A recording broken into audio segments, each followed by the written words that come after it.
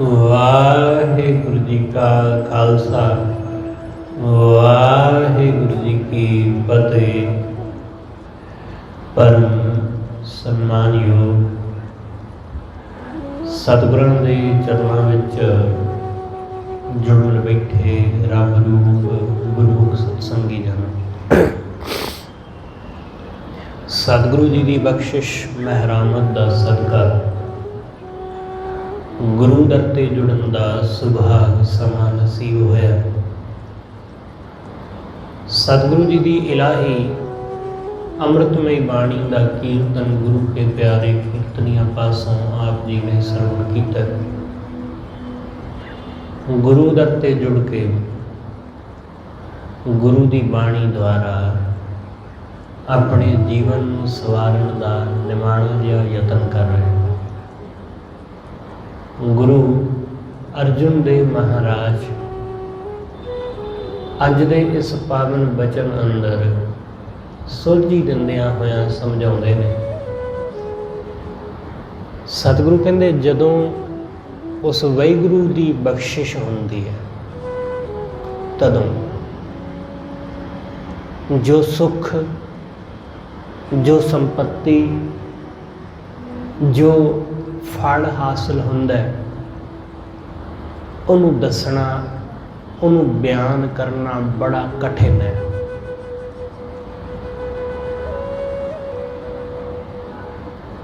ਉਸ ਨੂੰ ਉਹੀ ਜਾਣ ਸਕਦਾ ਹੈ ਜਿਹਦੇ ਤੇ ਉਹਦੀ ਰਹਿਮਤ ਹੋ ਜਾਂਦੀ ਹੈ,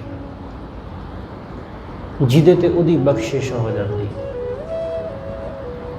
ਇਸ ਲਈ ਸਤਿਗੁਰੂ ਕਹਿੰਦੇ ਜੋ ਕਿਰਪਾ ਗੋਬਿੰਦ ਭਈ। ਜਦੋਂ ਗੋਬਿੰਦ ਦੀ ਵਾਹਿਗੁਰੂ ਦੀ ਕਿਰਪਾ ਹੋ ਗਈ, ਜਦੋਂ ਉਹਦੀ ਮਹਿਰਾਮਤ ਹੋ ਗਈ, ਅਸੀਂ ਸਭ ਉਹਦੀ ਕਿਰਪਾ ਹਾਸਲ ਕਰਨ ਲਈ ਹੀ ਬੈਠੇ ਹਾਂ। ਪਰ ਸਾਡੀ ਸਾਰਿਆਂ ਦੀ ਕਿਰਪਾ ਦਾ ਅਰਥ ਸਾਡਾ ਆਪੋ ਆਪਣਾ ਹੈ। ਕਿਰਪਾ ਦਾ ਅਰਥ ਸਾਡਾ ਸਾਰਿਆਂ ਦਾ ਵੱਖੋ ਵੱਖਰਾ ਹੈ। ਕੋਈ ਚਾਹੁੰਦਾ ਹੈ ਕਿ ਮੇਰੇ ਤੇ ਵਾਹਿਗੁਰੂ ਕਿਰਪਾ ਕਰੇ, ਮੈਨੂੰ ਨੌਕਰੀ ਮਿਲ ਜਾਏ, ਉਹਦੀ ਕਿਰਪਾ ਦਾ ਅਰਥ ਨੌਕਰੀ ਹੈ। ਕੋਈ ਚਾਹੁੰਦਾ ਹੈ ਮੈਨੂੰ ਇੰਕਰੀਮੈਂਟ ਲੱਗ ਜਾਏ, ਉਹਦੀ ਕਿਰਪਾ ਦਾ ਅਰਥ ਇਹ ਹੈ। ਕੋਈ ਚਾਹੁੰਦਾ ਹੈ ਕਿ ਉਹਦੇ ਔਲਾਦ ਹੋ ਜਾਏ, ਬੱਚਾ ਹੋ ਜਾਏ, ਉਹਦੀ ਕਿਰਪਾ ਦਾ ਅਰਥ ਇਹ ਹੈ। ਕੋਈ ਘਰ-ਬਾਰ ਚਾਹੁੰਦਾ ਹੈ, ਕੋਈ ਕੁਛ ਚਾਹੁੰਦਾ ਤੇ ਕੋਈ ਕੁਛ। ਇਸ ਲਈ ਹਰ ਬੰਦੇ ਦਾ ਕਿਰਪਾ ਦਾ ਅਰਥ ਆਪੋ ਆਪਣਾ ਵੱਖਰਾ ਹੈ। ਜਿਸ ਕਿਰਪਾ ਦੀ ਗੱਲ ਇੱਥੇ ਗੁਰੂ ਸਾਹਿਬ ਕਰ ਰਹੇ ਨੇ, ਉਹ ਦੁਨਿਆਵੀ ਸੰਪत्ति ਤੋਂ, ਦੁਨਿਆਵੀ ਚੀਜ਼ਾਂ ਤੋਂ, ਧੀਆਂ ਪੁੱਤਾਂ ਤੋਂ ਗੁਰੂ ਸਾਹਿਬ ਦਾ ਅਰਥ ਨਹੀਂ ਹੈ। ਅਸੀਂ ਲੋਕ ਜੋ ਸੋਚ ਸਕਦੇ ਹਾਂ, ਅਸੀਂ ਉਸੇ ਦੀ ਕਲਪਨਾ ਕਰ ਸਕਦੇ ਹਾਂ। ਸਾਨੂੰ ਲੱਗਦਾ ਰਹਿੰਦਾ ਕਿ ਕਿਸੇ ਬੰਦੇ ਨੂੰ ਬਹੁਤ ਪੈਸਾ ਮਿਲ ਗਿਆ, ਇਹਦੇ ਤੇ ਤਾਂ ਜੀ ਬੜੀ ਕਿਰਪਾ ਹੋ ਗਈ। ਕਿਸੇ ਨੂੰ ਬਹੁਤ ਵਧੀਆ ਨੌਕਰੀ, ਵੱਡੀ ਨੌਕਰੀ ਮਿਲ ਗਈ, ਵੱਡੀ ਤਨਖਾਹ ਵਾਲੀ, ਸਾਨੂੰ ਲੱਗਦਾ ਬੜੀ ਕਿਰਪਾ ਹੋ ਗਈ। ਔਲਾਦ ਮਿਲ ਗਈ, ਬੜੀ ਵੱਡੀ ਕਿਰਪਾ ਹੋ ਗਈ। ਕਿਉਂਕਿ ਸਾਡੀ ਸੋਚ ਦਾ ਦਾਇਰਾ ਇੰਨਾ ਕੁ ਹੀ ਹੈ। ਅਸੀਂ ਇਸ ਤੋਂ ਬਾਹਰ ਕਦੇ ਗਏ ਹੀ ਨਹੀਂ, ਨਾ ਅਸੀਂ ਇਸ ਤੋਂ ਬਾਹਰ ਕਦੇ ਸੋਚਣ ਦੀ ਕੋਸ਼ਿਸ਼ ਕੀਤੀ ਹੈ ਕਿ ਇਸ ਤੋਂ ਬਿਨਾਂ ਵੀ ਕੁਝ ਹੋ ਸਕਦਾ। ਅਸੀਂ ਕਦੇ ਕਲਪਨਾ ਨਹੀਂ ਕੀਤੀ। ਇਸ ਲਈ ਸਾਡੀ ਕਿਰਪਾ ਦਾ ਅਰਥ ਇਹ ਚੀਜ਼ਾਂ ਹੀ ਨੇ। ਅਸੀਂ ਇਹੀ ਚਾਹੁੰਦੇ ਹਾਂ ਕਿ ਕਿਰਪਾ ਕਰੋ, ਮੈਨੂੰ ਤੰਦਰੁਸਤੀ ਦੇ ਦਿਓ। ਅਸੀਂ ਕਿਰਪਾ ਇਹੀ ਸਮਝਦੇ ਹਾਂ। ਮੇਰੇ ਤੇ ਕਿਰਪਾ ਕਰੋ, ਮੇਰੇ ਧੀ ਪੁੱਤ ਦਾ ਰਿਸ਼ਤਾ ਹੋ ਜਾਏ, ਅਸੀਂ ਇਹੀ ਕਿਰਪਾ ਸਮਝਦੇ ਹਾਂ। ਮੈਂ ਪੁੱਤ ਪੋਤੇ ਦਾ ਮੂੰਹ ਦੇਖ ਲਵਾਂ, ਅਸੀਂ ਇਹੀ ਕਿਰਪਾ ਦਾ ਅਰਥ ਸਮਝਦੇ ਹਾਂ। ਕਿਰਪਾ ਦੇ ਮਾਇਨੇ ਇਸ ਤੋਂ ਥੋੜੇ ਵੱਖਰੇ ਨੇ, ਕਿਉਂਕਿ ਭਗਤਾਂ ਦਾ, ਗੁਰਮੁਖਾਂ ਦਾ, ਸਾਧੂਆਂ ਦਾ ਉਹਨਾਂ ਦਾ ਜੀਵਨ ਦਾ ਵੇ, ਉਹਨਾਂ ਦੇ ਜੀਵਨ ਦਾ ਢੰਗ ਸਾਡੇ ਨਾਲੋਂ ਵੱਖਰਾ ਹੈ। ਇਸ ਲਈ ਉਹ ਵਾਹਿਗੁਰੂ ਦੀ ਕਿਰਪਾ ਨੂੰ ਚੀਜ਼ਾਂ ਨਾਲ ਜੋੜ ਕੇ ਨਹੀਂ ਦੇਖਦੇ,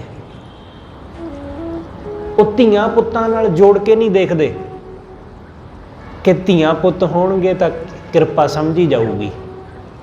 ਨਹੀਂ,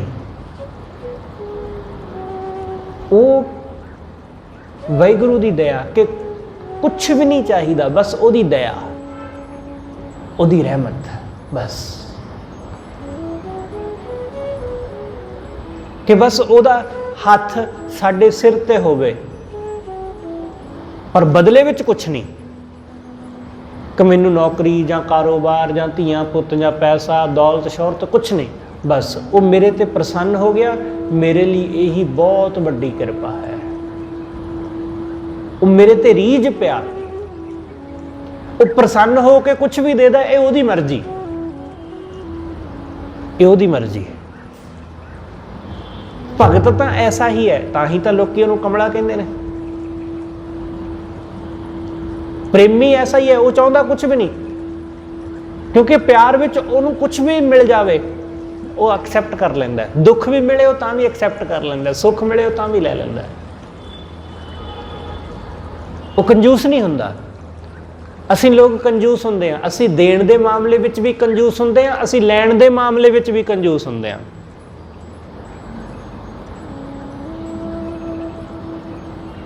ਪਰ ਭਗਤ ਕੰਜੂਸ ਨਹੀਂ ਹੁੰਦਾ। ਜ਼ਿਆਦਾਤਰ ਲੋਕ ਦੇਣ ਦੇ ਮਾਮਲੇ ਵਿੱਚ ਕੰਜੂਸ ਹੁੰਦੇ ਨੇ ਕਿ ਦੇਣਾ ਨਹੀਂ, 100 ਵਾਰੀ ਸੋਚਣਗੇ ਦੇਣ ਦੇ ਮਾਮਲੇ ਵਿੱਚ। ਲੈਣ ਦੇ ਮਾਮਲੇ ਵਿੱਚ ਵੀ ਬਹੁਤ ਸਾਰੇ ਲੋਕ ਕੰਜੂਸ ਹੁੰਦੇ ਨੇ। ਉਹਨਾਂ ਵਿੱਚ ਸਾਧੂ ਆਉਂਦੇ ਨੇ, ਉਹ ਕਹਿੰਦੇ ਜੀ ਮੈਂ ਪੈਸੇ ਨੂੰ ਹੱਥ ਨਹੀਂ ਲਾਉਂਦਾ, ਇਹ ਤਾਂ ਪਾਪ ਹੈ, ਇਹ ਤਾਂ ਮਾਇਆ ਜ਼ਹਿਰ ਹੈ, ਮੈਂ ਨਹੀਂ ਲੈਣੀ। ਉਹਨੂੰ ਤੁਸੀਂ ਕੋਈ ਚੀਜ਼ ਦਿਓ, ਉਹ ਕਹਿੰਦਾ ਨਹੀਂ ਮੈਂ ਪ੍ਰਵਾਨ ਹੀ ਨਹੀਂ ਕਰਦਾ, ਮੈਂ ਲੈਂਦਾ ਹੀ ਨਹੀਂ ਕੁਛ। ਤੁਸੀਂ ਉਹਨੂੰ ਖਾਣ ਨੂੰ ਕੁਛ ਦਿਓ, ਉਹ ਕਹਿੰਦਾ ਜੀ ਨਾ ਮੈਂ ਖਾਂਦਾ ਹੀ ਨਹੀਂ। ਉਹ ਕੰਜੂਸ ਹੈ ਦੋਨਾਂ ਮਾਮਲਿਆਂ ਵਿੱਚ ਹੀ। ਇਸ ਲਈ ਗੁਰਮੁਖ ਨਾ ਲੈਣ ਦੇ ਮਾਮਲੇ ਵਿੱਚ ਕੰਜੂਸ ਹੈ, ਨਾ ਦੇਣ ਦੇ ਮਾਮਲੇ ਵਿੱਚ। ਮੰਗਦਾ ਕੁਛ ਵੀ ਨਹੀਂ ਹੈ ਉਹ ਵਾਹਿਗੁਰੂ ਕੋਲੋਂ, ਮੰਗਦਾ ਕੁਛ ਵੀ ਨਹੀਂ। ਵਾਹਿਗੁਰੂ ਜੋ ਰਹਿਮਤ ਕਰਕੇ ਦੇ ਦੇਵੇ ਉਹ ਪ੍ਰਵਾਨ ਉਹਨੂੰ, ਉਹ ਦੁੱਖ ਵੀ ਦੇ ਦੇ ਉਹ ਤਾਂ ਵੀ ਕਹਿੰਦਾ ਕਿ ਮੈਂ ਰਾਜੀ ਇਹਦੇ ਵਿੱਚ, ਉਹ ਸੁੱਖ ਵੀ ਦੇ ਦੇ ਉਹ ਤਾਂ ਵੀ ਰਾਜੀ, ਕਿਉਂਕਿ ਉਹਦੇ ਲਈ ਦੁੱਖ ਤੇ ਸੁੱਖ ਵੱਖਰੇ ਵੱਖਰੇ ਹੈ ਹੀ ਨਹੀਂ, ਉਹਦੇ ਲਈ ਦੋਨੋਂ ਸੁੱਖ ਹੀ ਨੇ, ਉਹਦੇ ਲਈ ਦੋਨੋਂ ਹੀ ਸੁੱਖ ਨੇ। ਅਸੀਂ ਕਦੇ ਵੀ ਕਿਸੇ ਚੀਜ਼ ਲਈ ਰਾਜ਼ੀ ਨਹੀਂ ਹੁੰਦੇ, ਕਦੇ ਵੀ। ਸਾਨੂੰ ਜਿਹੜੀ ਚੀਜ਼ ਮਿਲ ਜਾਂਦੀ ਅਸੀਂ ਉਹਦਾ ਆਪੋਜ਼ਿਟ ਸੋਚਣ ਲੱਗ ਜਾਂਦੇ ਹਾਂ। ਜਿਵੇਂ ਸਰਦੀ ਹੁੰਦੀ ਹੈ ਤਾਂ ਅਸੀਂ ਗਰਮੀ ਬਾਰੇ ਸੋਚਣ ਲੱਗ, ਕਾਸ਼ ਹੁਣ ਗਰਮੀ ਹੋਵੇ ਤਾਂ ਕਿੰਨਾ ਵਧੀਆ ਹੋਵੇ, ਮਨ ਮਰਜ਼ੀ ਦੇ ਕੱਪੜੇ ਪਾਵਾਂਗੇ ਜਿੱਦਾਂ ਦਾ ਦਿਲ ਕਰੇਗਾ। ਗਰਮੀ ਆ ਗਈ, ਅਸੀਂ ਪਸੀਨੇ ਨਾਲ ਤਰਬਤਰ ਹੋਏ ਫਿਰਦੇ ਹਾਂ, ਅਸੀਂ ਹੁਣ ਕਹਿੰਦੇ ਹਾਂ ਸਰਦੀ ਚੰਗੀ ਹੈ, ਸਿਆਲ ਚੰਗੇ ਨੇ। ਸਿਆਲ ਆ ਜਾਣਗੇ ਅਸੀਂ ਫਿਰ ਇਹੀ ਗੱਲਾਂ ਕਰਾਂਗੇ। ਹਰ ਵਾਰੀ ਐਸਾ ਹੀ ਹੁੰਦਾ, ਅਸੀਂ ਸੰਤੁਸ਼ਟ ਨਹੀਂ ਹੁੰਦੇ। ਕੁਛ ਵੀ ਸਾਨੂੰ ਮਿਲੇ ਅਸੀਂ ਉਹਦੇ ਤੋਂ ਸੰਤੁਸ਼ਟ ਨਹੀਂ ਹਾਂ। ਵਾਹਿਗੁਰੂ ਦੀ ਕਿਰਪਾ ਦਾ ਮਤਲਬ ਕਿ ਤੁਹਾਨੂੰ ਗਰਮੀ ਵੇਲੇ ਚਾਹੇ ਸਰਦੀ ਤੁਸੀਂ ਸੰਤੁਸ਼ਟ ਹੋ। ਤੁਹਾਡਾ ਅੰਦਰ ਠੰਡਾ ਹੈ ਤਾਂ ਬਾਹਰਲੀ ਗਰਮੀ ਤੁਹਾਡਾ ਕੁਛ ਨਹੀਂ ਵਿਗਾੜਦੀ। ਤੁਹਾਡੇ ਅੰਦਰ ਨਿੱਘ ਹੈ ਤਾਂ ਬਾਹਰ ਦੀ ਠੰਡ ਤੁਹਾਡਾ ਕੁਛ ਨਹੀਂ ਵਿਗਾੜ ਸਕਦੀ। ਅਸੀਂ ਅੰਦਰੋਂ ਤਪੇ ਹੋਏ ਹਾਂ, ਇਸ ਕਰਕੇ ਬਾਹਰ ਦੀ ਸਰਦੀ ਜਾਂ ਬਾਹਰ ਦੀ ਗਰਮੀ ਉਹ ਸਾਨੂੰ ਹੋਰ ਦੁੱਖ ਦਿੰਦੀ ਹੈ। ਜਿੰਨਾ ਕੋਈ ਆਦਮੀ ਤਪਿਆ ਹੋਇਆ, ਜਿੰਨਾ ਕੋਈ ਆਦਮੀ ਕ੍ਰੋਧੀ ਹੈ, ਲੋਭੀ ਹੈ, ਵਾਸ਼ਨਾਵਾਂ ਨਾਲ ਭਰਿਆ ਹੈ, ਨਿੱਕੀਆਂ ਨਿੱਕੀਆਂ ਗੱਲਾਂ ਤੇ ਖਿਝ ਜਾਂਦਾ ਹੈ, ਓਨਾ ਹੀ ਉਸ ਨੂੰ ਬਾਹਰ ਦੀਆਂ ਚੀਜ਼ਾਂ ਦੁੱਖ ਦਿੰਦੀਆਂ। ਕੋਈ ਚੀਜ਼ ਦੁੱਖ ਨਹੀਂ ਦਿੰਦੀ ਕਿਸੇ ਨੂੰ, ਬੰਦੇ ਦਾ ਆਪਣਾ ਸੁਭਾਅ ਇਸ ਨੂੰ ਦੁੱਖ ਜਾਂ ਸੁੱਖ ਦਿੰਦਾ ਹੈ। ਸਾਡਾ ਆਪ ਦਾ ਸੁਭਾਅ ਕੈਸਾ ਹੈ? ठंडा है ਜਾਂ ਗਰਮ। ਗਰਮ ਹਾਂ ਤਾਂ ਹਰ ਗੱਲ ਤੇ ਗਰਮ ਹੋ ਜਾਵਾਂਗੇ। ਜਿਨ੍ਹਾਂ ਦਾ ਸੁਭਾਅ ਗਰਮ ਹੁੰਦਾ ਉਹ ਸਰਦੀ ਵਿੱਚ ਵੀ ਗਰਮ ਹੀ ਰਹਿੰਦੇ ਨੇ, ਗਰਮੀ ਵਿੱਚ ਤਾਂ ਉਹਨਾਂ ਨੇ ਗਰਮ ਰਹਿਣਾ ਹੀ ਹੈ। ਇਸ ਲਈ ਜਿਨ੍ਹਾਂ ਦਾ ਸੁਭਾਅ ਠੰਡਾ ਹੈ ਉਹਨਾਂ ਨੂੰ ਜੇਠ ਹਾੜ ਜੂਨ ਜੁਲਾਈ ਵੀ ਉਹਨਾਂ ਨੂੰ ਤਪਾ ਨਹੀਂ ਪਾਉਂਦਾ। ਇਸ ਲਈ ਏਅਰ ਕੰਡੀਸ਼ਨ ਦੀ ਉਨੀ ਮਹੱਤਤਾ ਨਹੀਂ ਹੈ ਜਿੰਨੀ ਸਾਡੇ ਸੁਭਾਅ ਦੇ ਠੰਡੇ ਹੋਣ ਦੀ ਮਹੱਤਤਾ ਹੈ। ਜਿੰਨਾ ਸਾਡਾ ਸੁਭਾਅ ਠੰਡਾ ਹੈ ਉਨਾ ਹੀ ਅਸੀਂ ਗਰਮੀ ਤੋਂ ਬਚੇ ਰਹਿੰਦੇ ਹਾਂ। ਉਨਾ ਹੀ ਜਿੰਨਾ ਸਾਡਾ ਸੁਭਾਅ ਗਰਮ ਹੈ, ਬਾਹਰ ਭਾਵੇਂ ਇੱਕ ਛੱਡ ਕੇ ਇੱਕ ਏਸੀ ਦੀ ਬਜਾਏ ਕਈ ਏਸੀ ਲਾ ਲਓ, ਕੋਈ ਫਰਕ ਨਹੀਂ ਪੈਣ ਵਾਲਾ ਉਹਦੇ ਨਾਲ। ਟੈਂਪਰੇਚਰ 16-15 ਤੋਂ ਮਾਈਨਸ ਤੇ ਲੈ ਆਓ ਤਾਂ ਵੀ ਕੁਝ ਫਰਕ ਨਹੀਂ ਪੈਣ ਵਾਲਾ, ਕਿਉਂਕਿ ਜਿਨ੍ਹਾਂ ਦੇ ਹਿਰਦੇ ਤਪੇ ਹੋਏ ਨੇ ਉਹਨਾਂ ਨੂੰ ਸਰਦੀਆਂ ਨਾਲ ਠੰਡਾ ਨਾਲ ਕੋਈ ਫਰਕ ਨਹੀਂ ਪੈਂਦਾ। ਲੋਕ ਚਲੇ ਜਾਂਦੇ ਨੇ ਠੰਡੀਆਂ ਥਾਵਾਂ ਤੇ, ਲੋਕ ਪਹੁੰਚ ਜਾਂਦੇ ਨੇ ਲੇਹ ਲਦਾਖ ਠੰਡ ਵਾਲੀ ਥਾਂ, ਲੋਕ ਪਹੁੰਚ ਜਾਂਦੇ ਨੇ ਕੁੱਲੂ, ਪਰ ਉੱਥੇ ਵੀ ਮੈਂ ਲੋਕਾਂ ਨੂੰ ਲੜਦਿਆਂ ਝਗੜਦਿਆਂ ਦੇਖਿਆ। ਲੋਕ ਪਹੁੰਚ ਜਾਂਦੇ ਨੇ ਬਹੁਤ ਠੰਡੀਆਂ ਠੰਡੀਆਂ ਥਾਂ ਘੁੰਮਣ ਵਾਸਤੇ ਕਿ ਜੀ ਗਰਮੀ ਤੋਂ ਮੁਕਤ ਹੋਵਾਂਗੇ, ਪਰ ਉੱਥੇ ਵੀ ਉਹਨਾਂ ਨੂੰ ਗਰਮੀ ਨਾਲ ਹੀ ਤੜਫਦਿਆਂ ਦੇਖਿਆ, ਕਿਉਂਕਿ ਘਰ ਵਾਲੀ ਨਾਲ ਲੜ ਰਹੇ ਨੇ, ਬੱਚਿਆਂ ਨਾਲ ਲੜ ਰਹੇ ਨੇ, ਹੋਟਲ ਵਿੱਚ ਠਹਿਰੇ ਉੱਥੋਂ ਦੇ ਮੈਨੇਜਰ ਨਾਲ ਲੜ ਰਹੇ ਨੇ, ਉੱਥੋਂ ਦੇ ਵੇਟਰਾਂ ਨਾਲ ਲੜ ਰਹੇ ਨੇ, ਜਿਹੜਾ ਹਾਊਸਕੀਪਿੰਗ ਨਾਲ ਲੜ ਰਹੇ ਨੇ। ਸੁਭਾਅ ਦਾ ਕੀ ਕਰੋਗੇ? ਜਗ੍ਹਾ ਤਾਂ ਬਦਲ ਲਓਗੇ, ਗਰਮ ਥਾਂ ਤੋਂ ਠੰਡੀ ਥਾਂ ਚਲੇ ਜਾਓਗੇ, ਸੁਭਾਅ ਉਹ ਤਾਂ ਨਾਲ ਹੀ ਚੱਕੀ ਫਿਰਦੇ ਆ ਨਾ। ਇਸੇ ਨੂੰ ਤਾਂ ਗੁਰੂ ਸਾਹਿਬ ਨੇ ਕਿਹਾ, ਸਤਿਗੁਰੂ ਕਹਿੰਦੇ ਦੇਸ਼ ਛੋੜ ਪਰਦੇਸੈ ਧਾਇਆ, ਪੰਜ ਚੰਡਾਲ ਨਾਲੇ ਲੈ ਆਇਆ। ਜਿਹੜੇ ਚੰਡਾਲ ਨੇ ਉਹ ਤਾਂ ਨਾਲ ਹੀ ਨੇ, ਉਹ ਤਾਂ ਨਾਲ ਹੀ ਨੇ, ਉਹਨਾਂ ਨੂੰ ਨਹੀਂ ਖਤਮ ਕੀਤਾ। ਇਸ ਲਈ ਜਦ ਤੱਕ ਸਾਡਾ ਅੰਤਰਲਾ ਸੁਭਾਅ ਨਹੀਂ ਬਦਲਦਾ ਉਦੋਂ ਤੱਕ ਬਾਹਰਲੀਆਂ ਚੀਜ਼ਾਂ ਦੇ ਬਦਲਣ ਨਾਲ ਕੁਝ ਫਰਕ ਨਹੀਂ ਪੈਂਦਾ। ਕਿਰਪਾ ਦਾ ਮਾਇਨਾ, ਕਿਰਪਾ ਦਾ ਅਰਥ ਕਿ ਜਦੋਂ ਅਸੀਂ ਸ਼ਾਂਤ ਹੋ ਜਾਂਦੇ ਹਾਂ। ਕਿਰਪਾ ਦਾ ਮਤਲਬ ਜਦੋਂ ਉਹਦੀ ਰਹਿਮਤ ਹੁੰਦੀ ਹੈ ਤਾਂ ਸਾਡਾ ਤਪਦਾ ਹੋਇਆ ਹਿਰਦਾ ਠੰਡਾ ਹੋ ਜਾਂਦਾ ਹੈ।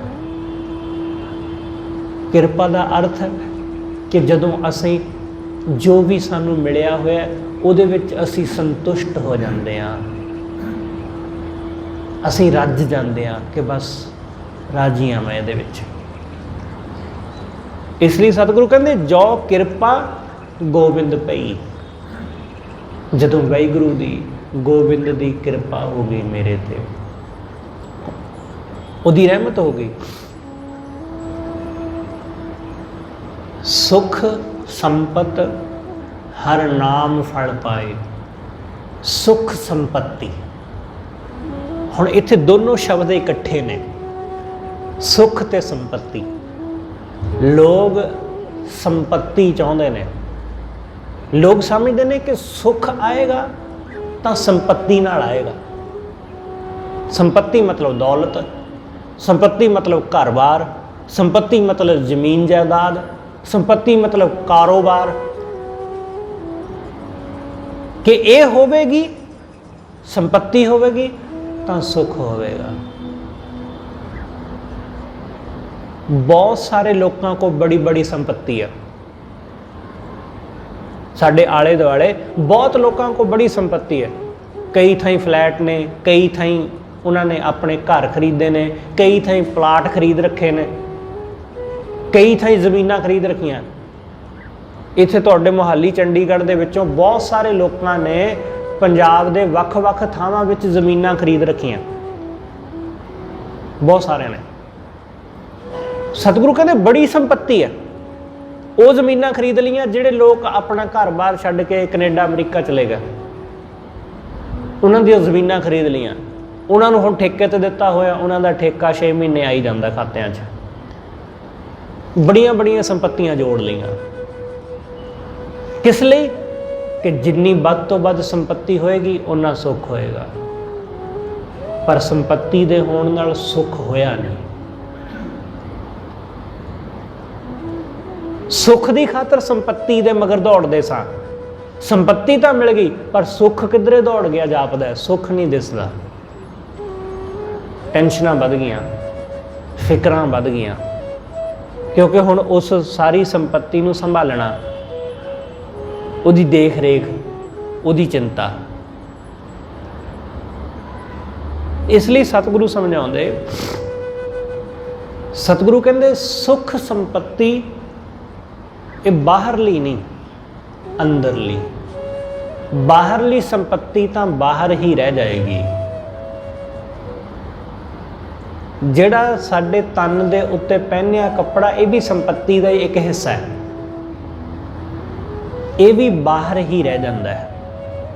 सोना चांदी हीरे मोती डायमंड ये सब गहने ये भी तन नाल संबंधित ने ते तन दे बार बार ही रह जाते हैं। जो भी चीज़ां जो भी संपत्तियां शरीर नाल संबंधित ने वो शरीर तक ही सीमित ने, शरीर दे मरदियां ही इन्हां सब दा संबंध टुट जाता है। इन्हां दी कीमत जीरो हो जाती है। इन्हां दी कीमत तां ही है क्योंकि शरीर है,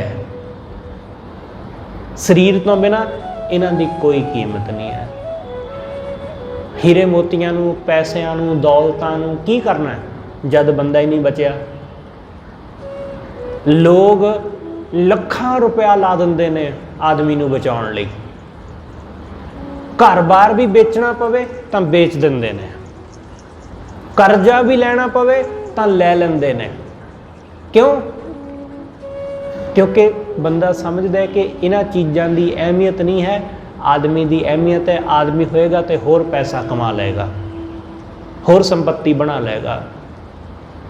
इसलिए जिहड़ी संपत्ति उन्हें समुच्चा जीवन ला के जोड़ी हुंदी है, वो संपत्ति उसनूं खर्चण लग्गियां अपने शरीर नूं बचाउण दे लई उहनूं खर्चण तो गुरेज नहीं करदा, गुरेज नहीं करदा। इसलिए संपत्ति की अहमियत नहीं है, अहमियत शरीर दी है। शरीर ने ही ये सारी संपत्ति जोड़ी है, शरीर की खातर सारी संपत्ति खत्म की जा सकती है, सारी संपत्ति बेची जा सकती है शरीर की खातर, शरीर नूं बचाउण खातर। इसलिए शरीर दे करके इन्हां चीज़ां दा मुੱਲ है, शरीर दे करके। साडे घरां दे विच गड्डियां खड़ियां ने, लोकां दे घरां विच कई गड्डियां खड़ियां, वो गड्डियां दी कीमत तां ही है क्योंकि चलाउण वाला कोई है। जे चलाउण वाला नहीं है तो वह खड़ा खटारा है, कुछ भी नहीं, बेकार है। इस करके ये साडे पहने कपड़े, साडे गहने, सोना चांदी, घर बार, गड्डियां, चीज़ां, जमीनां, ये सिर्फ तो सिर्फ शरीर करके ही जरूरी ने, शरीर नहीं तो कुछ नहीं। इसलिए ये शरीर की संपत्ति शरीर के मरदियां ही, शरीर के खत्म होंदे ही खत्म हो जाएगी। सतगुरु जिस सुख संपत्ति की गल करते हैं, वो सुख संपत्ति बाहर दी नहीं है, वो अंदर दी दौलत है, वो हिरदे दी दौलत है। वो दौलत जिहड़ी सुख दिंदी है, दुनियावी दौलत सुख नहीं दिंदी। सतगुरु कहंदे सुख संपत हर नाम फल पाए, वाहिगुरू दे नाम राही ये फल मिलिया सुख दा। सुख संपत्ति, संपत्ति बाहर दा सुख दिंदी है, शरीर दीयां चीज़ां सुख सहूलतां, ते वाहिगुरू दे नाम राही अंदर दा सुख मिलदा है। सतगुरु कहंदे गुरु दी किरपा नाल वाहिगुरू दे नाम राही ये सुख हासिल कर लिया। सुख संपत हर नाम फल पाए, सतगुर मिले। जदों गुरु मिलिया, गुरु ही सानू सच्ची संपत्ति तो जाणू कराउंदा है। गुरु ਅਸੀਂ ਤਾਂ ਪਹਿਲਾਂ ਸਿਰਫ ਦੁਨਿਆਵੀ ਸੰਪत्ति ਵਿੱਚ ਹੀ ਉਲਝੇ ਰਹਿੰਦੇ ਹਾਂ। ਮੈਂ ਸੁਣਿਆ ਇੱਕ ਰਾਜਾ ਹੋਇਆ, ਕਾਫੀ ਬਿਮਾਰ ਸੀ, ਬਹੁਤ ਉਹਦਾ ਇਲਾਜ ਕਰਾਇਆ ਗਿਆ, ਦੇਸ਼ਾਂ ਵਿਦੇਸ਼ਾਂ ਵਿੱਚ ਵੈਦ ਜੋ ਵੀ ਡਾਕਟਰ ਮੌਜੂਦ ਸਨ ਮੰਗਵਾਏ ਗਏ, ਜਾਂ ਆਪ ਉਹਨਾਂ ਤੱਕ ਪਹੁੰਚ ਕੀਤੀ ਗਈ ਕਿ ਰਾਜੇ ਦੀ ਜ਼ਿੰਦਗੀ ਬਚ ਜਾਏ, ਉਹਦਾ ਜੀਵਨ ਬਚ ਜਾਏ। ਬੜੀਆਂ ਕੋਸ਼ਿਸ਼ਾਂ ਕੀਤੀਆਂ ਗਈਆਂ ਪਰ ਉਹਦਾ ਇਲਾਜ ਨਾ ਹੋ ਪਾਇਆ। ਉਹਨੂੰ ਕੋਈ ਐਸੀ ਦਵਾ ਨਾ ਮਿਲ ਪਾਈ ਜਿਸ ਨਾਲ ਉਹਦਾ ਰੋਗ ਠੀਕ ਹੋ ਜਾਏ। ਇੱਕ ਵੈਦ ਫਕੀਰ, ਉਸ ਨੂੰ ਜਦੋਂ ਖਬਰ ਮਿਲੀ ਤਾਂ ਹੁਣ ਉਹ ਵੈਦ ਹੈ ਤੇ ਫਕੀਰ ਨਾਮੀ ਸੀ, ਜਾਣਿਆ ਪਹਿਚਾਣਿਆ ਸੀ। ਸਭ ਨੂੰ ਜਦੋਂ ਮਿਲ ਲਿਆ ਕੋਈ ਹੱਲ ਨਾ ਹੋਇਆ ਤਾਂ ਰਾਜੇ ਦੇ ਵਜ਼ੀਰਾਂ ਨੇ ਕਿਹਾ ਇੱਕ ਵਾਰੀ ਉਹਨੂੰ ਵੀ ਪੁੱਛ ਕੇ ਦੇਖ ਲੈਂਦੇ ਆ, ਸ਼ਾਇਦ ਹੋ ਸਕਦਾ ਗੱਲ ਬਣੀ ਜਾਏ। ਉਸ ਫਕੀਰ ਨੂੰ ਬੁਲਾਇਆ ਗਿਆ, ਉਹਨੂੰ ਪੁੱਛਿਆ ਗਿਆ ਕਿ ਤੁਸੀਂ ਰਾਜੇ ਨੂੰ ਦੇਖੋ ਤੇ ਆ ਕੇ ਉਹਨਾਂ ਦੇ ਰੋਗ ਦਾ ਕੁਛ ਨਾ ਕੁਛ ਇਲਾਜ ਕਰੋ। ਉਹ ਰਾਜੇ ਕੋਲ ਪਹੁੰਚਦਾ ਹੈ, ਵੇਖਦਾ ਹੈ, ਵੇਖ ਕੇ ਹੱਸ ਪਿਆ। ਉਹਨੇ ਕਿਹਾ ਇੰਨੀ ਛੋਟੀ ਜੀ ਗੱਲ, ਇਹਦਾ ਤੇ ਅੱਜ ਹੀ ਇਲਾਜ ਹੋ ਜਾਏ, ਇਹਦਾ ਤੇ ਅੱਜ ਹੀ ਇਲਾਜ ਹੋ ਜਾਏ। ਸਾਰੇ ਬੜੇ ਖੁਸ਼, ਰਾਜੇ ਦੀਆਂ ਅੱਖਾਂ ਵੀ ਚਮਕ ਉੱਠੀਆਂ ਕਿ ਅੱਛਾ ਇੰਨੀ ਜਲਦੀ ਠੀਕ ਹੋ ਜਾਊਂਗਾ ਮੈਂ। ਇਲਾਜ ਕੀ ਹੈ, ਉਪਾਅ ਦੱਸੋ। ਉਸਨੇ ਕਿਹਾ ਛੋਟਾ ਜਿਹਾ ਉਪਾਅ ਹੈ, ਕਿਸੇ ਐਸੇ ਆਦਮੀ ਦਾ ਸੂਟ ਲਿਆ ਕੇ ਇਸ ਰਾਜੇ ਨੂੰ ਪਵਾਓ ਜਿਹੜਾ ਸੁੱਖ ਤੇ ਸਮਰਿੱਧ ਹੋਵੇ,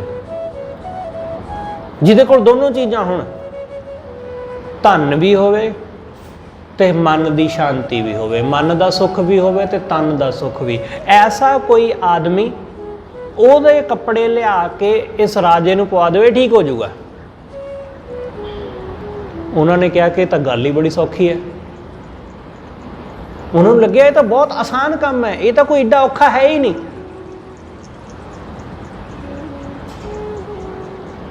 ਉਹਨਾਂ ਨੂੰ ਕਿਹਾ ਜਦੋਂ ਇੰਨਾ ਔਖਾ ਨਹੀਂ, ਤਾਂ ਉਸ ਫਕੀਰ ਨੇ ਕਿਹਾ ਕਿ ਭਾਈ ਫਿਰ ਤੁਹਾਡੇ ਵਿੱਚੋਂ ਕਿਹੜਾ ਆਦਮੀ ਹੈ ਜਿਹਦੇ ਕੋਲ ਦੋਨੋਂ ਚੀਜ਼ਾਂ ਮੌਜੂਦ ਨੇ, ਸੁੱਖ ਤੇ ਸੰਪੰਨ, ਦੋਨਾਂ ਚੀਜ਼ਾਂ, ਸੁੱਖ ਵੀ ਹੈ ਸੰਪੰਨ ਵੀ ਹੈ, ਮਨ ਕਰਕੇ ਸੁਖੀ ਵੀ ਹੈ ਤੇ ਧਨ ਕਰਕੇ ਸੰਪੰਨ ਵੀ ਹੈ। ਦੋਨੋਂ ਚੀਜ਼ਾਂ ਤੁਹਾਡੇ ਕੋਲ ਹੈਗੀਆਂ ਤਾਂ ਹੁਣੇ ਆਪਣਾ ਕੋਟ ਦਿਓ ਲਾ ਕੇ ਰਾਜੇ ਨੂੰ ਪਵਾਓ ਤੇ ਸ਼ਾਮ ਤੱਕ ਠੀਕ ਹੋ ਜਾਏਗਾ। ਹੁਣ ਜਦੋਂ ਜਿਹੜੇ ਵੀ ਬੰਦੇ ਨੂੰ ਮਿਲਣ ਉਹਦੇ ਦਰਬਾਰੀਆਂ ਵਿੱਚੋਂ ਸਭ ਦੇ ਕੋਲ ਧਨ ਤਾਂ ਹੈ, ਸੰਪੰਨ ਤੇ ਹੈਗੇ ਨੇ, ਪਰ ਸੁੱਖ ਨਹੀਂ ਹੈ। ਹੁਣ ਜਿਹੜੀ ਗੱਲ ਸੌਖੀ ਲੱਗਦੀ ਸੀ ਨਾ, ਉਹ ਗੱਲ ਹੁਣ ਔਖੀ ਲੱਗਣ ਲੱਗ ਪਈ। ਢਿੰਡੋਰਾ ਪਟਵਾ ਦਿੱਤਾ ਗਿਆ ਪੂਰੇ ਦੇਸ਼ ਵਿੱਚ ਕਿ ਜਿਸ ਵੀ ਆਦਮੀ ਦੇ ਕੋਲ ਇਹ ਦੋਨੋਂ ਚੀਜ਼ਾਂ ਹੋਣਗੀਆਂ ਉਸ ਨੂੰ ਬਹੁਤ ਸਾਰਾ ਦੌਲਤ ਦਿੱਤੀ ਜਾਏਗੀ, ਬਹੁਤ ਸਾਰੀ ਜਗੀਰ ਦਿੱਤੀ ਜਾਏਗੀ।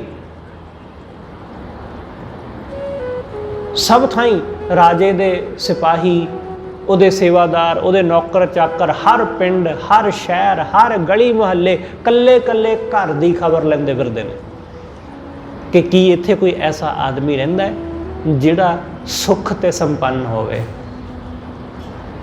ਪਰ ਉਹ ਕਈ ਦਿਨ ਭਟਕਦੇ ਰਹੇ, ਕੋਈ ਐਸਾ ਆਦਮੀ ਨਹੀਂ ਮਿਲਿਆ। ਇੱਕ ਦਿਨ ਸ਼ਾਮ ਨੂੰ ਵਾਪਸ ਪਰਤ ਰਹੇ ਸਨ ਸਿਪਾਹੀ, ਉਹਨਾਂ ਦੇ ਨਾਲ ਇੱਕ ਆਦ ਕੋਈ ਮੰਤਰੀ ਵੀ ਹੋਵੇਗਾ। ਵਾਪਸ ਪਰਤ ਰਹੇ ਸਨ, ਸੂਰਜ ਡੁੱਬ ਗਿਆ, ਹਨੇਰਾ ਹੋ ਗਿਆ।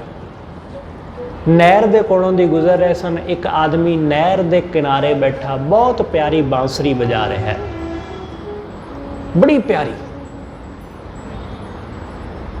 ਇਹ ਸਭ ਉਹਦੀ ਬਾਂਸੁਰੀ ਸੁਣ ਕੇ ਰੁਕ ਗਏ। ਬੜਾ ਮਨਮੋਹਕ ਜਿਹਾ ਉਹ ਸਾਊਂਡ ਕੱਢ ਰਿਹਾ ਸੀ, ਬੜਾ ਮਨਮੋਹਕ ਆਵਾਜ਼ ਉਹਦੀ ਬਾਂਸੁਰੀ ਦੀ। ਰੁਕ ਗਏ ਹਨੇਰਾ ਸੀ, ਦਿਖਾਈ ਤਾਂ ਦੇ ਨਹੀਂ ਸੀ ਰਿਹਾ। ਨੇੜੇ ਚਲੇ ਗਏ, ਸੁਣਿਆ। ਜਦੋਂ ਬਾਂਸਰੀ ਵਜਾ ਹਟਿਆ ਤਾਂ ਇਹ ਸੁਣ ਕੇ ਉਸ ਨੂੰ ਮਿਲੇ, ਖੁਸ਼ ਹੋਏ, ਬੋਲਿਆ, ਪੁੱਛਿਆ ਕਿ ਭਾਈ ਤੂੰ ਕੌਣ ਹੈ? ਬੜੀ ਪਿਆਰੀ ਬਾਂਸਰੀ ਵਜਾਉਂਦਾ ਹੈ। ਉਸਨੇ ਕਿਹਾ ਮੈਂ ਫਕੀਰ ਹਾਂ। ਉਸਨੇ ਆਖਿਆ ਕਿ ਇਹਨਾਂ ਨੇ ਕਿਹਾ ਕਿ ਅਸੀਂ ਰਾਜੇ ਦੇ ਸਿਪਾਹੀ ਹਾਂ, ਰਾਜੇ ਦੇ ਬੰਦੇ ਹਾਂ, ਅਸੀਂ ਕਿਸੇ ਐਸੇ ਆਦਮੀ ਦੀ ਤਲਾਸ਼ ਵਿੱਚ ਹਾਂ ਜਿਹੜਾ ਸੁੱਖ ਤੇ ਸੰਪੰਨ ਦੋਨਾਂ ਚੀਜ਼ਾਂ ਦਾ ਮਾਲਕ ਹੋਵੇ, ਸੁੱਖ ਵੀ ਹੋਵੇ ਤੇ ਸੰਪੰਨ ਵੀ ਹੋਵੇ, ਜਿਹੜਾ ਜੀਵਨ ਕਰਕੇ। ਐਸੇ ਆਦਮੀ ਦਾ ਕੋਟ ਚਾਹੀਦਾ। ਸਾਨੂੰ ਲੱਗਦਾ ਕਿ ਤੇਰੇ ਕੋਲ ਸੁੱਖ ਹੈ, ਤੂੰ ਸ਼ਾਂਤ ਸੁਭਾਅ ਦਾ ਆਦਮੀ ਲੱਗਦਾ, ਤੇਰੀਆਂ ਗੱਲਾਂ ਬੜੀਆਂ ਪਿਆਰੀਆਂ ਮਿੱਠੀਆਂ ਨੇ, ਤੇਰਾ ਚਿੱਤ ਬੜਾ ਟਿਕਿਆ ਹੋਇਆ ਜਾਪਦਾ ਹੈ, ਇਸ ਕਰਕੇ ਤੇਰੀ ਬਾਂਸਰੀ ਸੁਣ ਕੇ ਅਸੀਂ ਵੀ ਸਭ ਟਿਕ ਗਏ। ਸਾਨੂੰ ਆਪਣਾ ਕੋਟ ਦੇ ਦੇ, ਅਸੀਂ ਆਪਣੇ ਰਾਜੇ ਨੂੰ ਪਵਾ ਦਈਏ ਤੇ ਉਹ ਠੀਕ ਹੋ ਜਾਏ। ਉਹਨੇ ਕਿਹਾ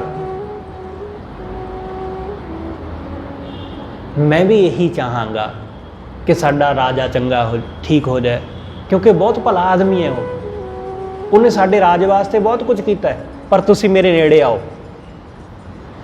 ਜਰਾ ਆ ਕੇ ਮੈਨੂੰ ਦੇਖੋ।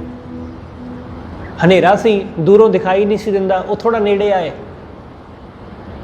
ਉਹਨਾਂ ਨੇ ਨੇੜੇ ਆ ਕੇ ਉਹਦੇ ਦੇਖਿਆ, ਮਸ਼ਾਲਾਂ ਜਲਾਈਆਂ ਤਾਂ ਉਹ ਨੰਗਾ ਬੈਠਾ ਸੀ। ਉਹਨੇ ਕਿਹਾ ਕਿ ਮੇਰੇ ਕੋਲ ਸੁੱਖ ਤਾਂ ਹੈ, ਪਰ ਮੈਂ ਸੰਪੰਨ ਨਹੀਂ ਹਾਂ, ਮੇਰੇ ਕੋਲ ਪੈਸਾ ਨਹੀਂ ਹੈ, ਦੌਲਤ ਨਹੀਂ ਹੈ, ਮੈਂ ਨੰਗਾ ਆਦਮੀ ਹਾਂ, ਮਾੜਾ ਮੋਟਾ ਕੋਈ ਕੱਪੜਾ ਉਹਦੇ ਨਾਲ ਆਪਣਾ ਤਨ ਢਕਿਆ ਹੋਇਆ, ਮੇਰੇ ਕੋਲ ਕੋਈ ਐਸਾ ਕੋਟ, ਐਸਾ ਕੱਪੜਾ ਨਹੀਂ ਜਿਹਦੇ ਨਾਲ ਮੈਂ ਰਾਜੇ ਨੂੰ ਦੇ ਦਿਆਂ ਕਿ ਭਾਈ ਆ ਲੈ, ਆਪਣਾ ਰੋਗ ਦੂਰ ਕਰ ਲੈ। ਕਹਿੰਦੇ ਨੇ ਉਸ ਰਾਜੇ ਨੂੰ ਬਚਾਇਆ ਨਾ ਜਾ ਸਕਿਆ, ਕਿਉਂਕਿ ਕੋਈ ਐਸਾ ਆਦਮੀ ਮਿਲਿਆ ਹੀ ਨਹੀਂ ਜਿਹੜਾ ਸੁਖੀ ਵੀ ਹੋਵੇ ਤੇ ਸੰਪੰਨ ਵੀ। ਇਸ ਦੁਨੀਆ ਵਿੱਚ ਦੋ ਹੀ ਤਰ੍ਹਾਂ ਦੀਆਂ ਸੰਸਕ੍ਰਿਤੀਆਂ ਹੋ ਸਕਦੀਆਂ। ਇੱਕ ਉਹਨਾਂ ਦੀ ਜਿਹੜੇ ਲੋਕ ਸਿਰਫ ਧਨ ਕਰਕੇ ਸੰਪੰਨ ਨੇ, ਤੇ ਧਨ ਕਰਕੇ ਸੰਪੰਨ ਲੋਕਾਂ ਨਾਲ ਇਹ ਸਾਰੀ ਧਰਤੀ ਭਰੀ ਪਈ ਹੈ, ਪਰ ਮਨ ਕਰਕੇ ਜਿਨ੍ਹਾਂ ਦੇ ਕੋਲ ਸੁੱਖ ਹੈ, ਐਸਾ ਆਦਮੀ ਲੱਭਣਾ ਬਹੁਤ ਮੁਸ਼ਕਲ ਹੈ। ਇਸ ਲਈ ਜਦੋਂ ਗੁਰੂ ਦੀ ਕਿਰਪਾ ਹੁੰਦੀ ਹੈ, ਗੁਰੂ ਨਾਲ ਸਾਡਾ ਸੰਗ ਜੁੜਦਾ ਹੈ, ਗੁਰੂ ਸਾਨੂੰ ਧਨ ਕਰਕੇ ਵੀ ਤੇ ਮਨ ਕਰਕੇ ਵੀ ਸੰਪੰਨ ਕਰ ਦਿੰਦਾ ਹੈ। ਗੁਰੂ ਅੰਦਰੋਂ ਤੇ ਬਾਹਰੋਂ ਸਾਨੂੰ ਤੰਦਰੁਸਤ ਕਰ ਦਿੰਦਾ ਹੈ, ਸਾਡੀ ਬਾਹਰਲੀ ਦਲਿੱਦਰਤਾ ਵੀ ਕੱਟ ਦਿੰਦਾ ਹੈ ਤੇ ਅੰਦਰਲੀ ਦਲਿੱਦਰਤਾ ਵੀ ਕੱਟ ਦਿੰਦਾ ਹੈ। ਸਤਿਗੁਰੂ ਕਹਿੰਦੇ ਸੁਖ ਸੰਪਤ ਨਾਮ ਫਲ ਪਾਏ, ਸਤਿਗੁਰ ਮਿਲਈ। ਜਦੋਂ ਗੁਰੂ ਨੂੰ ਮਿਲ ਪਏ ਉਦੋਂ ਇਹ ਨਾਮ ਫਲ ਮਿਲ ਪਿਆ। ਅਪੁਸ਼ਟ ਬਾਤ ਤੇ ਭਈ ਸੀਧਰੀ। ਅਪੁਸ਼ਟ ਮਤਲਬ ਉਲਟੀ, ਪੁੱਠੀ, ਪੁੱਠੀ ਗੱਲ ਤੋਂ ਹੁਣ ਸਿੱਧੀ ਹੋ ਗਈ। ਜਿਹੜੀ ਉਲਟੀ ਕਹਾਣੀ ਸੀ ਨਾ, ਉਹ ਹੁਣ ਸਿੱਧੀ ਹੋ ਗਈ। ਅਪੁਸ਼ਟ ਬਾਤ ਤੇ ਭਈ ਸੀਧਰੀ। ਇਹਦਾ ਭਾਵ ਇਹ ਹੈ ਕਿ ਜਿਹੜੇ ਕਰਮ ਪਹਿਲਾਂ ਮੈਂ ਉਲਟੇ ਕਰਦਾ ਸਾਂ, ਮਾੜੇ ਕਰਮ, ਹੁਣ ਉਹ ਮੈਂ ਸਹੀ ਕਰਨ ਲੱਗ ਪਿਆ। ਹੁਣ ਵਾਸ਼ਨਾਵਾਂ ਵੱਲੋਂ ਹਟ ਗਿਆ, ਹੁਣ ਨਿੰਦਾ ਵੱਲੋਂ ਹਟ ਗਿਆ, ਹੁਣ ਚੁਗਲੀ ਵੱਲੋਂ ਹਟ ਗਿਆ। ਸਾਨੂੰ ਬਹੁਤਿਆਂ ਨੂੰ ਪਤਾ ਹੀ ਨਹੀਂ ਕਿ ਅਸੀਂ ਚੁਗਲੀ ਕਰਦੇ ਹਾਂ, ਸਾਨੂੰ ਬਹੁਤਿਆਂ ਨੂੰ ਪਤਾ ਹੀ ਨਹੀਂ ਕਿ ਅਸੀਂ ਦੂਸਰੇ ਦੀਆਂ ਗੱਲਾਂ ਕਰਦੇ ਹਾਂ। ਤੁਸੀਂ ਖਿਆਲ ਰੱਖਿਓ, ਹੁਣ ਸਾਡਾ ਕੋਈ ਰਿਸ਼ਤੇਦਾਰ, ਕੋਈ ਭੈਣ ਭਾਈ ਆਉਂਦਾ ਹੈ, ਅਸੀਂ ਉਹਦੇ ਨਾਲ ਆਪਣੇ ਦੂਸਰੇ ਭੈਣ ਭਾਈ ਦੀ ਗੱਲ ਕਰਦੇ ਹਾਂ, ਇਹ ਚਲਿਆ ਜਾਂਦਾ, ਉਹ ਆ ਜਾਂਦਾ, ਅਸੀਂ ਉਹਦੇ ਨਾਲ ਇਹਦੀ ਗੱਲ ਕਰਦੇ ਹਾਂ। ਅਸੀਂ ਸਾਰੇ ਇਸ ਤਰ੍ਹਾਂ ਇੱਕ ਦੂਸਰੇ ਦੀਆਂ ਗੱਲਾਂ ਕਰਦੇ ਰਹਿੰਦੇ ਹਾਂ। ਭੈਣਾਂ, 4 ਭੈਣਾਂ 5 ਭੈਣਾਂ, ਉਹ ਵੱਡੀ ਦੀ ਗੱਲ ਕਰਦੀਆਂ, ਵੱਡੀ ਚਲੀ ਜਾਂਦੀ, ਛੋਟੀ ਆ ਜਾਂਦੀ ਹੈ, ਫਿਰ ਉਹ ਦੂਸਰੇ ਦੀ ਗੱਲ ਚੱਲਦੀ ਹੈ। इस तरह एक दूसरे की गल चलती, वो इवें करती है, वो इवें करती है, वो आ करती है, ਉਹਦੇ ਆ ਔਗਣ ਨੇ, ਉਹ ਇਸ ਤਰ੍ਹਾਂ ਦੀ ਉਹਦਾ ਸੁਭਾਅ ਹੈ। ਇਸ ਤਰ੍ਹਾਂ ਦੀਆਂ ਲੋਕ ਇਸੇ ਤਰ੍ਹਾਂ ਭਰਾਵਾਂ ਵਿੱਚ, ਇਸੇ ਤਰ੍ਹਾਂ ਰਿਸ਼ਤੇਦਾਰੀ ਵਿੱਚ ਸਭ ਲੋਕ ਐਸਾ ਕਰਦੇ ਨੇ, ਸਭ। ਤੇ ਉਹ ਫਿਰ ਘਰ ਜਾ ਕੇ ਸਾਡੀਆਂ ਗੱਲਾਂ ਕਰਦੇ ਨੇ। ਸਾਨੂੰ ਲੱਗਦਾ ਕਿ ਅਸੀਂ ਤਾਂ ਕਿਸੇ ਦੀ ਗੱਲ ਹੀ ਨਹੀਂ ਕਰਦੇ। ਹਰ ਬੰਦੇ ਨੂੰ ਲੱਗਦਾ ਮੈਂ ਤਾਂ ਕਿਸੇ ਦੀ ਗੱਲ ਕਰਦਾ ਹੀ ਨਹੀਂ, पर असी सब एक दूसरे की चुगली करते हैं। इस कर्म तो हुण मेरी मत उल्ट गई। ये पुठी गल सी ना, ये सतगुरु कहते अपुष्ट बात, हुण इहदे तो सीधा हो गया। हुण मैं किसी की गल नहीं करता। कोई आदमी जैसा है, मेरी भैन जैसी है, मेरा भरा जैसा है, मेरा जीजा जैसा है, मेरे रिश्तेदार, मेरे सांडू वो कैसे ने, मैं हुण गल नहीं करता किसी की। उन्हों का अपना सुभाव, मेरा अपना सुभाव, हर बंदे का आपो अपना सुभाव जैसा है ठीक है, गल करने की की जरूरत है। वो सामने नहीं करते, असी वो मूँह तो नहीं कहते भाई तू एवें करदा, तू आ नहीं करना चाहिए तेन, उदों नहीं असी कहते, असी पिठ पिछे करते हैं। पिठ पिछे की गल चुगली होंदी है। सतगुरु कहते अपुष्ट बात ते भई सीधरी। हुण इस उल्टी गल तो मैं सीधा हो गया, हुण नहीं मैं करदा ये काम। दूत दुष्ट सज्जनई, जेड़े दूत सन दुष्ट सन, हुण वो सज्जन हो गए। दूत किहड़े सी? दूत काम क्रोध लोभ मोह, ये दूत हुण ये सज्जन हो गए, मेरे मित्र बन गए। पहलां ये मेरे दुश्मन सन, मैनू बर्बाद करते जा रहे सन, क्रोध बर्बाद कर रहे सी, लोभ मोह यही तो सानू दुखी करते हैं। सानू कोई बंदा थोड़ी ना दुखी करता है, कोई सानू दुखी नहीं कर सकता। साडे अंदर दियां वासनावां सानू दुखी करदियां, क्योंकि जदों भी असीं किसी मुसीबत विच फसदे हां तां अपने लोभ करके फसदे हां, अपनी वासना करके फसदे हां, क्रोध करके फसदे हां। क्योंकि क्रोध विच किसी नूं कुछ गालां कढ़ दित्तियां, कुछ मंदा बोल दिता, बाद विच हुण उहदे सामने किवें जाइए। इसलिए ये जिहड़े दूत दुश्मन सन ना मेरे, हुण ये मेरे मित्र बन गए। हुण वासना तो मुक्त हो गए, हुण लोभ तो मुक्त हो गए, हुण माया का कोई चस्का नहीं रह गया मन विच, लब लोभ। दूत दुष्ट सजनई, सतगुरु कहते हुण अंधकार में रतन प्रगास्यो, हनेरे दे विच ज्ञान का दीवा प्रकाशित हो गया। मन हनेरा सी ना, मन विच हनेरा सी, हुण ज्ञान का दीवा बलिया। जदों ज्ञान का दीवा बलिया, मलीन बुद्ध हछ नहीं, जिहड़ी मलीन बुद्धि सी, भैड़ी बुद्धि सी, वो हुण हच्छी हो गई, साफ हो गई।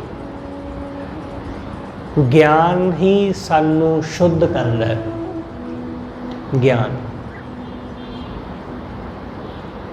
जिवें असीं किसी चीज़ विच गलत हुंदे हां तां असीं उसनूं ठीक किवें करदे हां। जिवें पहलां पता नहीं सी, सवाल का जवाब गलत दे दिता, तो जदों आके दोबारा उसनूं किताब विचों पढ़दे हां तां पढ़ के सानूं पता चलदा है कि नहीं ये गलत सी, मैं कुछ होर समझदा सां पर किताब विच कुछ होर लिखिया, वो ठीक कर लिया सी। बिल्कुल ऐसा ही जान लवो कि जदों तक सानू पता नहीं हुंदा उदों तक असीं अज्ञानता के कारण गलत ही करते हैं। असीं हर काम गलत ही करते हैं उदों तक जदों तक ज्ञान नहीं है, जदों तक सही जानकारी नहीं है, सही पता नहीं। जिस दिन सही पता लग जाता है उस दिन फिर गलती की गुंजाइश नहीं होती। जदों मलीन बुद्ध अच्छी हो गई, भैड़ी बुद्धि जदों बिल्कुल शुद्ध हो गई, सतगुरु कहते हुण अंधकार में रतन प्रगास्यो, मलीन बुद्ध हश नहीं, जो किरपा गोबिंद पई।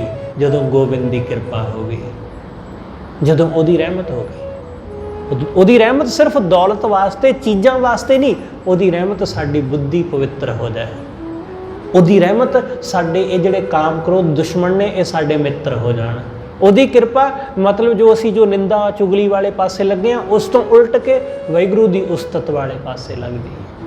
ये वाली किरपा सुख संपत नाम फल पाए सतगुर मिले रहाओ मोहे किरपन को कोई ना जानता।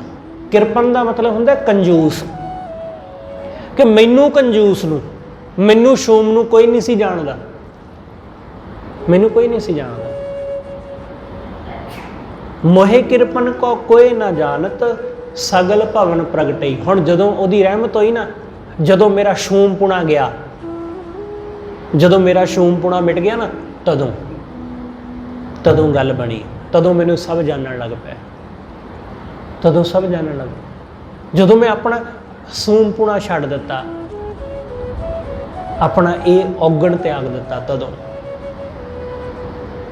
मोहे सू किरपन को कोई ना जानत सगल भवन प्रगटई संग बैठनो कहीं ना पावत। मैं किसी दे नाल बैठना नहीं सी पाउंदा, मैनू कोई बिठाउंदा ही नहीं सी नाल, क्योंकि औगणी इन्ने सन मेरे अंदर, मैनू कोई नेड़े भी नहीं सी बिठाउंदा। संग बैठनो कहीं ना पावत हुण सगल चरण सेवई। हुण सारे मेरे चरण सेवदे ने, हुण सारे कहंदे ने कि साडे घर कदों आओगे, साडे घर कदों चरण पाओगे। ऐसा होया ना भगत साहबान ना, कि भगत साहबान भगत नामदेव जी, कबीर साहब, रविदास जी, वो कहंदे सानू लोग पसंद नहीं सी करदे, आ पंडित सानू नेड़े नहीं सी लगन दिंदा। पर जिस दिन वो वाहिगुरू की प्राप्ति हुई ना, तो ये पंडित सब तो पहला आके चरणों ते डिग्गा। ये पंडित जिहड़ा अपने आप को बड़ा वड्डा कहंदा सी, विपर प्रधान तिह करे डंडौत, कि ये डंडौतां करन वास्ते आ गए। हुण ये लम्मे पै पै के डंडौतां करदे ने हुण रविदास अगे, जिस रविदास नूं ये नीच कहंदे सी, चमार कहंदे सी, शूद्र कहंदे सी। इसलिए सतगुरु कहंदे जिहड़े नेड़े भी बहना नहीं सी चाहुंदे, वो हुण आके चरण सेवन लग पए। संग बैस बैठनो कहीं ना पावत हुण सगल चरण सेवई आड़ आड़ को फिरत ढूंढते। मैं अद्धी अद्धी कौडी लभदा फिरदा सां, अद्धी अद्धी कौडी, आना आना पैसा पैसा लभदा फिरदा सां। आड़ आड़ आड़ को फिरत ढूंढते हुण मन सगल तृष्ण बुझ गई। हुण मन की सारी तृष्णा बुझ गई, हुण मन नूं कोई लोभ ही नहीं रहा, हुण मन नूं लोभ ही नहीं रहा। हुण गुरु ने कृपा कर दी। एक बोल भी खबतो नाही, मैं किसी का एक बोल भी बर्दाश्त नहीं सी करदा। एक बोल भी खबतो नहीं, मेरे तो हजम ही नहीं सी हुंदे किसी का बोल। कोई बंदा मैनू कौड़ा बोल किदां गया, ऐसा ही करते ना असी लोग कि किसी की औकात की कि मैनू कुछ कह जाए। कौन हुंदा फलाना बंदा मैनू कुछ बोलण वाला। सतगुरु कहते एक बोल भी खबतो नहीं, मैं किसी का जरा जा भी बोल बर्दाश्त नहीं सी करदा। ते हुण हुण की होया? सतगुरु कहते हुण साध संगत सीत लई। हुण गुरु दे संग जुड़ के, साधु दे संग जुड़ के ऐसा शीतल हो गया, हुण जिन्हें मंदा बोलना बोली जावे, कोई फर्क ही नहीं पैंदा। क्योंकि जेड़ा कुछ कौड़ा बोलेगा अपनी जुबान साड़ेगा, मेरा की जाता है। पहला क्रोध आ जाता सी, हुण हासा आ जाता है। तुसी जरा वेख्यो करके, कोई बंदा तुहानूं गाल कढे ते अगों हस के दिखाओ उहनूं, तुहाडा उहदे चपेड़ मारन नालों तुहाडा हासा उहदे ज़्यादा गहरी ते डूंगी जोरदार चोट करेगा। चपेड़ उन्नी जोरदार चोट नहीं करेगी जिन्ना तुहाडा हसना उहदे ते चोट कर जाएगा। देख लेना किस दिन आजमा के। सतगुरु कहते हुण शीतल हो गए, हुण मन ठंडा हो गया, हुण क्रोध नहीं आउंदा, हुण मुस्कुरा लईदा। कोई बंदा मंदा बोलदा है, तो कोई निंदा करदा है तो सुन के हस लईदा। बस साध संग शीतलई एक जी गुण कवन वखाने। मेरी एक जुबान उस वाहिगुरू दे केड़े केड़े गुण नूं बख्याने, उहदा केड़ा केड़ा गुण बख्यान करे, की गुण गावे उहदे। एक जी गुण कवन वखाने अगम अगम अगमई। वो परमात्मा अगम है, बेअंत है, वो साडी पहुँच तो परे है। दास दास दास को करियो, जन नानक हर शरणई। हे सच्चे पातशाह किरपा कर, मैनू अपने दासां दा दास कर दे, मैं तेरे दासां दा दास हो जावां, तेरे सेवकां दे सेवकां दा सेवक हो जावां, मेरे ते ये रहमत कर। ਵੱਡੇ ਹੋਣ ਵਿੱਚ ਕੁਛ ਨਹੀਂ ਪਿਆ, ਜਿਹੜਾ ਛੋਟਾ ਹੋ ਜਾਂਦਾ ਹੈ, ਸੇਵਕ ਹੋ ਜਾਂਦਾ ਹੈ, ਉਹ ਗੁਰੂ ਦੀਆਂ ਰਹਿਮਤਾਂ ਹਾਸਲ ਕਰ ਲੈਂਦਾ ਹੈ। ਸਾਡਾ ਧਿਆਨ ਹਮੇਸ਼ਾ ਵੱਡਿਆਂ ਤੇ ਲੱਗਾ ਰਹਿੰਦਾ ਹੈ, ਰੁਤਬਾ, ਚੌਧਰ, ਇਸ ਚੌਧਰ ਦਾ ਕਰਕੇ ਹੀ ਅਸੀਂ ਗੁਰੂ ਦੇ ਕਦੇ ਨੇੜੇ ਨਹੀਂ ਹੋ ਪਾਉਂਦੇ। ਜਿਹੜੇ ਸੇਵਕ ਹੋ ਗਏ, ਦਾਸ ਹੋ ਗਏ, ਉਹਨਾਂ ਨੂੰ ਗੁਰੂ ਨੇ ਆਪਣੇ ਨਾਲ ਜੋੜ ਲਿਆ, ਉਹਨਾਂ ਨੂੰ ਆਪਣੇ ਗਲ ਲਾ ਲਿਆ। ਤੇ ਜਿਹੜੇ ਮਾਲਕ ਬਣਨਾ ਚਾਹੁੰਦੇ, ਚੌਧਰ ਹਾਸਲ ਕਰਨਾ ਚਾਹੁੰਦੇ, ਉਹਨਾਂ ਨੂੰ ਗੁਰੂ ਦੇ ਚਰਨਾਂ ਵਿੱਚ ਵੀ ਥਾਂ ਨਹੀਂ ਮਿਲਦੀ, ਉਹਨਾਂ ਨੂੰ ਗੁਰੂ ਦੇ ਚਰਨ ਧੂੜ ਵੀ ਨਸੀਬ ਨਹੀਂ ਹੁੰਦੀ। ਜਿਹੜੇ ਸੇਵਕ ਬਣ ਜਾਂਦੇ ਨੇ, ਗੁਰੂ ਉਹਨਾਂ ਨੂੰ ਆਪਣੇ ਗਲ ਲਾ ਲੈਂਦਾ ਹੈ, ਆਪਣੇ ਅੰਦਰ ਹਿਰਦੇ ਵਿੱਚ ਵਸਾ ਲੈਂਦਾ ਹੈ। ਸਤਿਗੁਰੂ ਰਹਿਮਤ ਕਰੇ, ਸਾਡੇ ਅੰਦਰ ਦਾ ਹੰਕਾਰ ਮਿਟੇ, ਅਸੀਂ ਆਪਣੇ ਆਪ ਨੂੰ ਸੇਵਕ ਜਾਣ ਕੇ ਉਹਦੇ ਚਰਨਾਂ ਦੀ ਸੇਵਾ ਕਰਦੇ ਰਹੀਏ, ਤਾਂ ਉਹਦੀਆਂ ਰਹਿਮਤਾਂ ਹਾਸਲ ਹੋ ਜਾਣ। ਹੋਈਆਂ ਭੁੱਲਾਂ ਲਈ ਖਿਮਾ ਸਤਿਗੁਰੂ ਜੀ, ਅਤੇ ਆਪ ਸਰਬੱਤ ਸੰਗਤ ਬਖਸ਼ਣ ਜੋ ਭੁੱਲਾਂ ਨਾ ਚਤਾਰਦੇ ਹੋਏ ਆਖੋ ਜੀ ਵਾਹਿਗੁਰੂ ਜੀ ਕਾ ਖਾਲਸਾ ਵਾਹਿਗੁਰੂ ਜੀ ਕੀ